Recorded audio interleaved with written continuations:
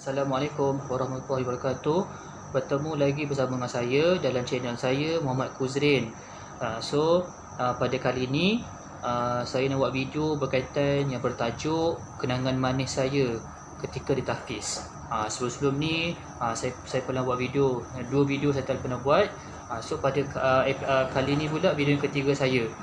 Jadi sebelum memulakan video, jangan lupa tekan subscribe dan like video saya dan juga berikan komen.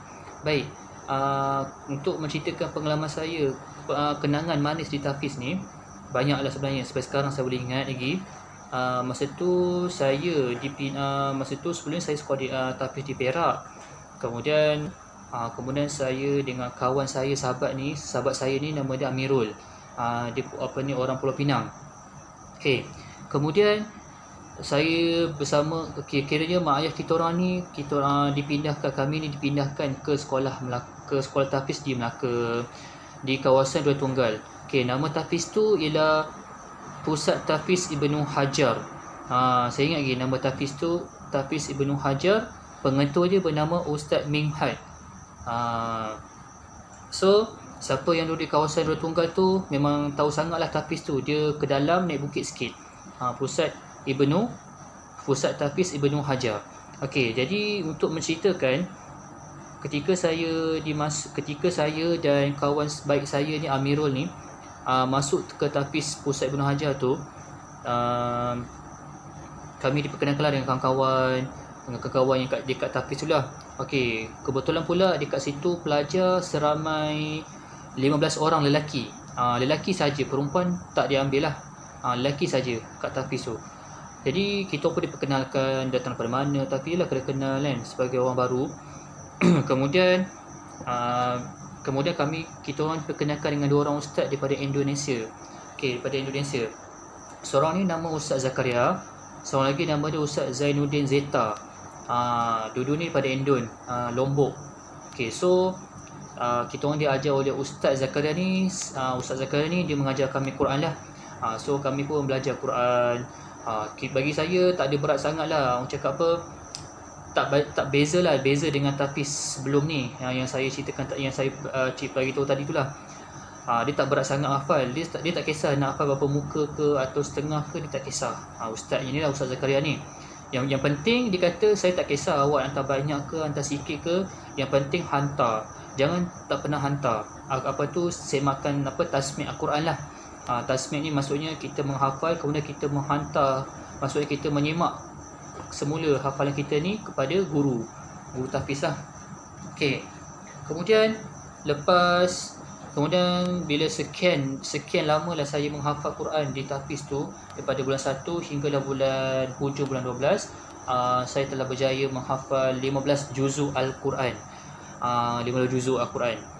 Alhamdulillah lah setakat ni. Sebab apa, dekat tahfiz sebelum ni pun saya tak boleh nak dapat capai 15 juzuk tu. Sekurang-kurangnya saya bawah 15 juzuk tu, saya still lagi dekat juzuk yang cakap apa, yelah menghafal daripada juz 1 sampai juz 2. Tak nak naik lah bila masa dekat tahfiz dulu lah. Bila dekat tahfiz Ibnu Hajar ni, saya boleh naik. Alhamdulillah boleh capai lah target saya tu. Sampai hujung bulan 12 tu saya capai.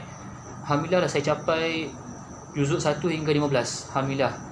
Kemudian kebetulan pula berita yang tak menggembirakan. Ustaz kita orang ni, Ustaz Zainuddin Zeta dengan Ustaz Zakaria ni telah pun kembali ke tanah air mereka, iaitu dekat tempat Indonesia, sebab ada masalah keluarga. Jadi kita orang ni dah terberhenti di situ, dah stop di situ kelas tahfiz. Jadi kita orang pun tunggu-tunggulah ustaz baru kan. Okey.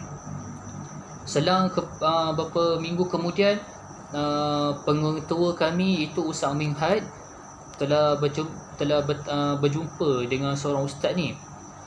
Ustaz ni pun saya tengok, nampak macam garang kan, nampak ustaz garang. Okey, kita pun diperkenalkan dengan ustaz ni. Okey, nama ustaz tu Ustaz Muhammad Aisamuddin. Kita orang panggil dia Ustaz Syam. Ustaz Syam. Okey, Ustaz Syam. Kemudian kita orang mengingat ustaz ni garang. Rupa-rupanya ustaz ni sporting orangnya, hati baik kan.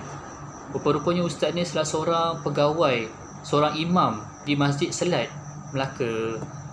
Siapa-siapa yang pernah pergi siapa-siapa yang pernah pergi masjid salat, ustaz ni ada buat ketika imam. Dia jadi imam lah. So kemudian dah ustaz dia seorang imam, al-hafiz pula tu, hafiz al-Quran, subhanallah. Lepas tu saya pun nak juga macam dia kan, nak jadi macam dia. Jadi saya pun cuba rapat dengan ustaz tu kan, kita kutip ilmu daripada ustaz tu kan, sama-sama dengan kawan-kawan saya lain kan. Jadi bila rapat dengan ustaz tu, macam-macam ilmu lah saya dapat. Ustaz tu pun okey, sporting kan. Dia kata tak kisah nak hantar berapa muka Quran kan, tak kisah, yang penting janji hantar, jangan tak pernah hantar langsung. Okey. Kemudian bila kiranya lepas tu masa tu saya dah ada ramai kawan dah masa tu. Ada ramai kawan lah, gila kena kenalan kan. Masa tu kawan saya Hadi, Abdullah Azam, lepas tu dengan Amirul ni, lepas tu dengan ada beberapa kawan lain lah. Dengan beberapa lain. Okey, yang bestnya Tafiz tu dia ada banyak kebebasan. Yang bestnya Tafiz tu hari Jumaat malam, bermasuk lepas solat Jumaat tu, dia hari Jumaat tu kelas seperti biasa lepas subuh. Dia Isnin Jumaat tu ada kelas. Okey, Jumaat tu biasanya macam lepas subuh tu tasmih Al-Quran ke semua. Dia macam biasalah masuk kelas apa semua. Sampai pukul 12 tu stop, mandi-mandi semua, buat siap tu solat Jumaat. Lepas solat Jumaat tu kiranya free sampai hari Ahad. Wah, tu bestnya. Kiranya adalah orang cakap masa untuk berehat.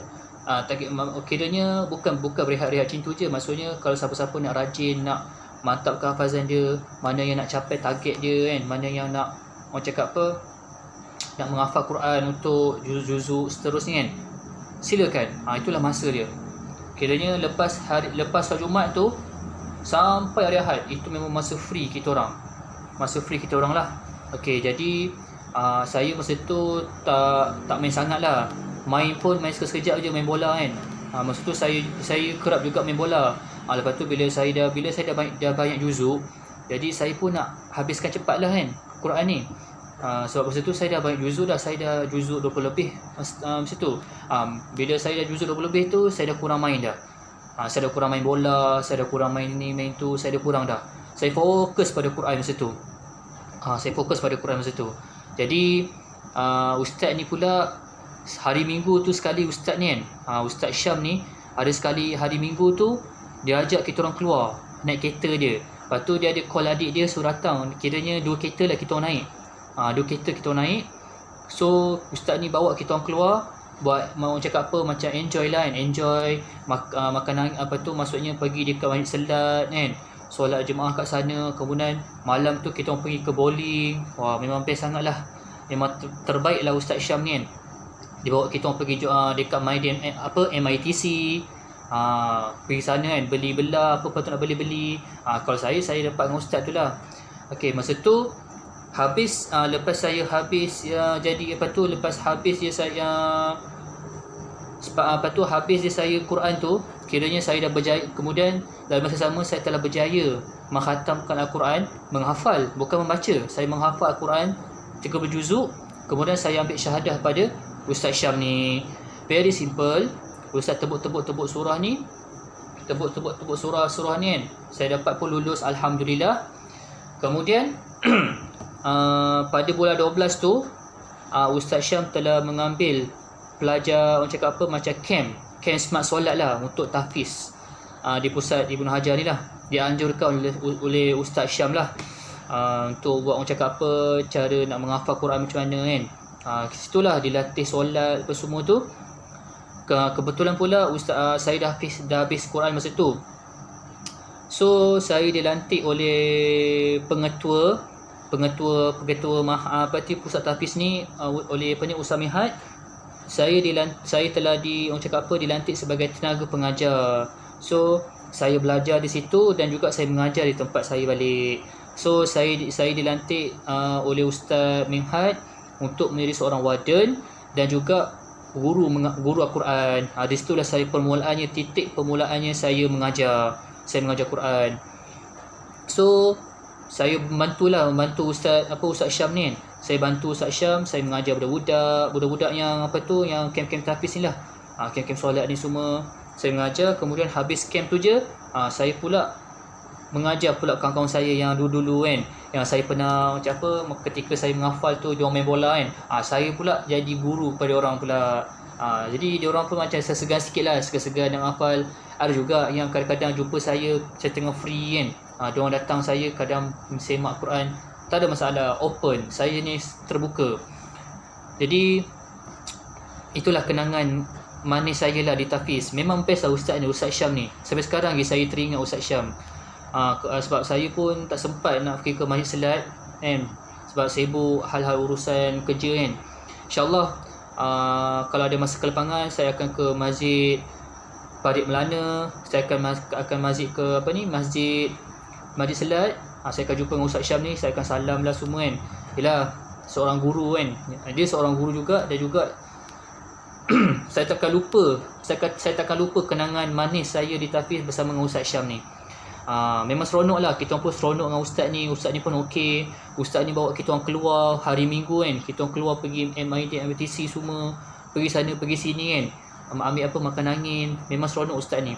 Kemudian ada sekali tu Ustaz Syam ni bawa kita orang pergi ke padang futsal, gelanggang futsal tu, main. Okey, lawan lah, pecah-pecahkan tim A lawan tim B.